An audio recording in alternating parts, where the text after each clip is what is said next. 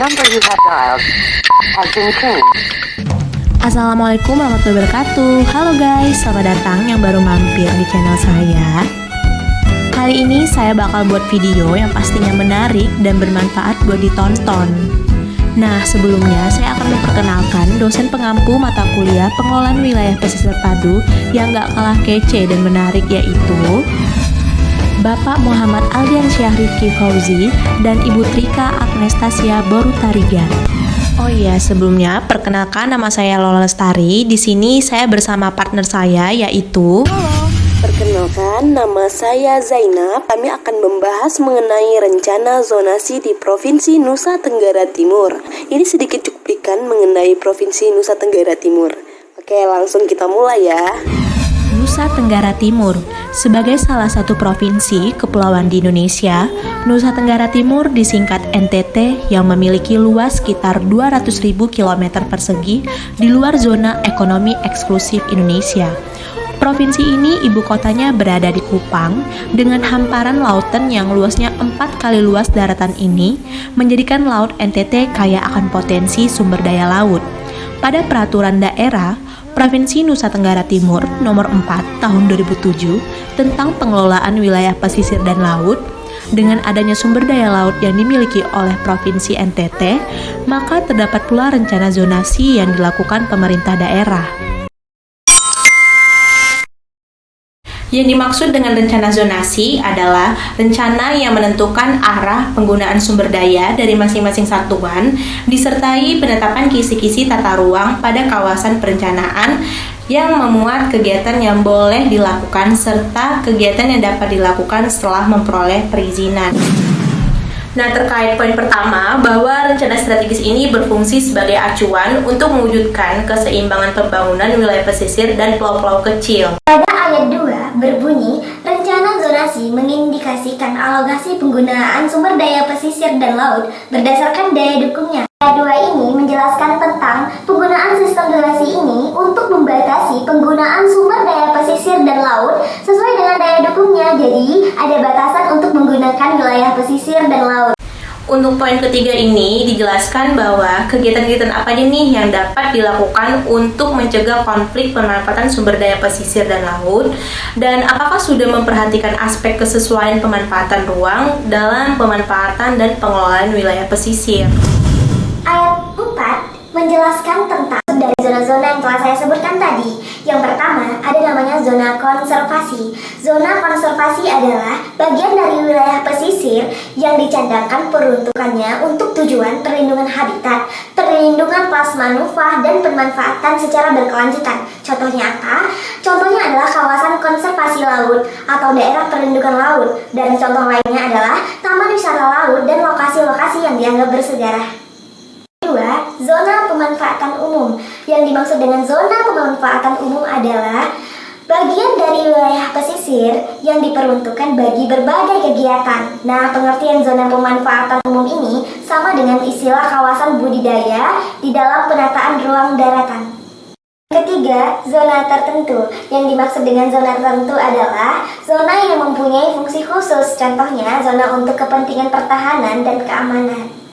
Yang keempat, ada namanya zona alur. Yang dimaksud alur di sini adalah perairan yang dimanfaatkan untuk pelayaran. Contohnya, alur laut Kepulauan Indonesia, jalur pipa atau kabel di bawah laut, dan jalur imigrasi biota laut. Terkait poin 5 di sini bahwa kegiatan yang dimaksud itu kegiatan yang sesuai rencana dan tidak bertentangan dengan rencana. Dan kegiatan yang memerlukan izin itu seperti kegiatan yang dilarang kecuali setelah memenuhi syarat dan teknis administrasi perizinan wilayah pesisir.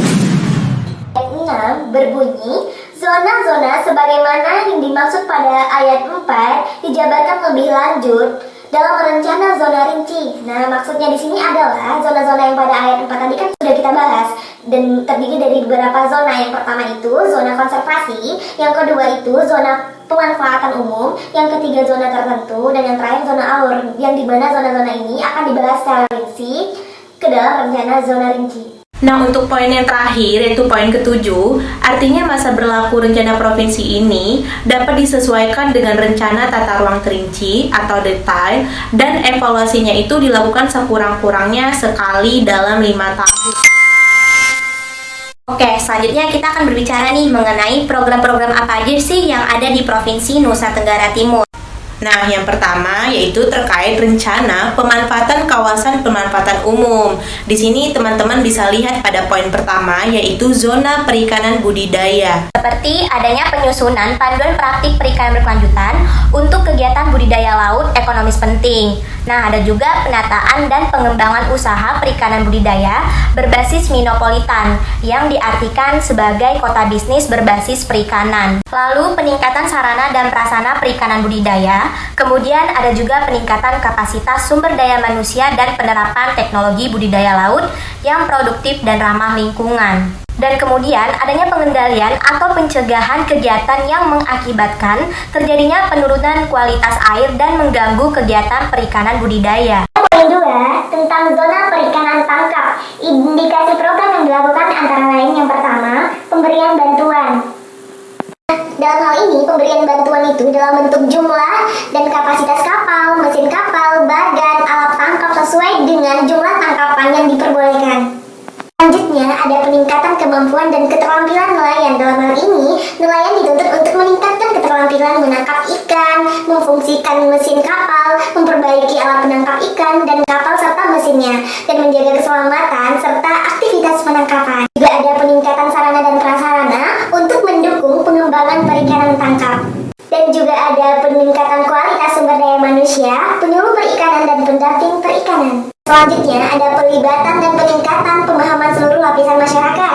Nah, di sini pelibatan masyarakat itu terhadap berbagai karakteristik mamalia laut dan biota besar lainnya di Nusa Tenggara Timur. Lalu, poin ketiga yaitu zona pelabuhan. Di sini juga memiliki beberapa program utama yang meliputi peningkatan seluruh aspek seperti peningkatan pelayanan ke pelabuhan, peningkatan fasilitas pokok dan fasilitas penunjang pelabuhan, peningkatan keselamatan dan keamanan pelayaran. Sehingga hal ini dapat menciptakan efisiensi dan efektivitas operasional di pelabuhan tersebut. Pada bagian zona pariwisata ini adanya promosi dan peningkatan. Nah, promosi dan peningkatan daya tarik serta destinasi wisata dan juga peningkatan sarana dan prasarana kepariwisataan, peningkatan produk wisata yang sesuai dengan sifat dan karakteristik destinasi pariwisata, serta peningkatan manajemen kepariwisataan. Pelibatan masyarakat yang dimaksud adalah pelibatan masyarakat lokal dalam pengelolaan daya tarik wisata dan pengembangan usaha pariwisata. Di sini pelatihan yang digunakan masyarakat lokal dalam pembuatan souvenir contohnya. Selanjutnya ada pengendalian. Nah, di sini pengendalian itu digunakan untuk mengendalikan dampak negatif dari kegiatan pariwisata yang berada di wilayah pesisir. Selanjutnya yaitu poin kelima mengenai zona pertambangan. Terkait zona pertambangan ini adanya sebuah tindakan pengawasan dan pengendalian terhadap kemungkinan terjadinya kerusakan ekosistem dan terganggunya biota laut akibat aktivitas pertambangan. Jadi, 3 program utama itu membahas tentang kawasan konservasi pesisir dan pulau-pulau kecil, serta kawasan konservasi perairan nasional dan daerah, serta kawasan konservasi di perairan yang dikelola oleh Kementerian Lingkungan Hidup dan Kehutanan. Nah, yang terakhir nih yaitu rencana pemanfaatan kawasan alur laut yang meliputi beberapa program utama juga seperti adanya penetapan sistem alur pelayaran, penetapan daerah labuh kapal sesuai dengan kepentingannya. Lalu, adanya peningkatan pengelolaan keselamatan, keamanan, dan kenyamanan pelayaran. Kemudian peningkatan pemeliharaan rutin dan atau berkala alur pelayaran. Dan yang terakhir yaitu sosialisasi dan pengendalian dampak pencemaran akibat limbah kapal. Dengan adanya sosialisasi tersebut, maka akan memberikan arah dan pengetahuan kepada masyarakat untuk meminimalisir persoalan yang dihadapi. Demikianlah beberapa hal yang dapat kami sampaikan. Sebelumnya kami mohon maaf sebesar-besarnya terkhusus kepada ibu bapak dosen dan teman-teman semua apabila dalam penyampaian ada kesalahan kata atau beberapa pernyataan yang menyinggung. Saya Lestari sebelumnya mengucapkan terima kasih. See you. Jalan-jalan ke Gunung Bintang, tidak lupa membawa